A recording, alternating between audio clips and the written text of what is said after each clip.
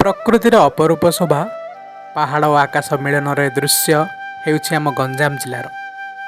ଏ ଦୃଶ୍ୟ ହେଉଛି ଗଞ୍ଜାମ ଜିଲ୍ଲା ପାତ୍ରପୁର ବ୍ଲକ ଅନ୍ତର୍ଗତ ଆଙ୍କୁଲି ପଞ୍ଚାୟତର ଛୋଟ ଏକ ଗାଁ।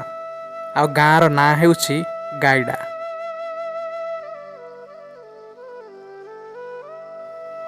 ଯେଉଁଠି ପ୍ରକୃତିର କୋଳରେ ବାନ୍ଧି ହୋଇଛି।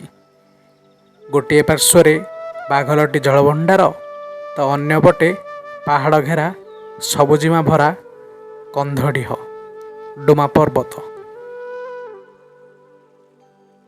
ଆଜି ବି ମୂଳ ସମସ୍ୟା ଯେମିତି ରାସ୍ତା, ସ୍ୱାସ୍ଥ୍ୟ, ଶିକ୍ଷା ଭଳି ସମସ୍ୟା ରହିଛି, ହେଲେ ସୁନ୍ଦରତାରେ ଟିକେ ବି କମି ନାହିଁ।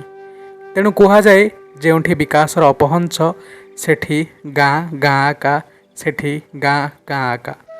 ମହକ ଏମିତି ବାସୁଥାଏ, ତାହାର ଜ୍ୱଳନ୍ତ ଉଦାହରଣ ହେଉଛି ଗାଇଡ଼ା ଗାଁ। ଏ ପ୍ରକୃତିର ଅପରୂପ ଶୋଭା ସମସ୍ତଙ୍କର ମନକୁ କିଣିନେଏ।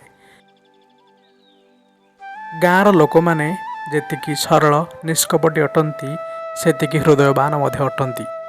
ଥରେ ଯଦି ଗାଁକୁ ଯିବେ, ତେବେ ସେମାନଙ୍କର ସ୍ନେହ ଆଦର ଓ ଭଲ ପାଇବାକୁ ସବୁଦିନ ମନେ ପକାଉଥିବେ। ଗାଁରେ ଥିବା ସମସ୍ୟା ଗୁଡ଼ିକୁ ପ୍ରଶାସନ ଧ୍ୟାନ ଦେଲେ ଗ୍ରାମବାସୀ ଚିର ଉପକୃତ ରହିବେ।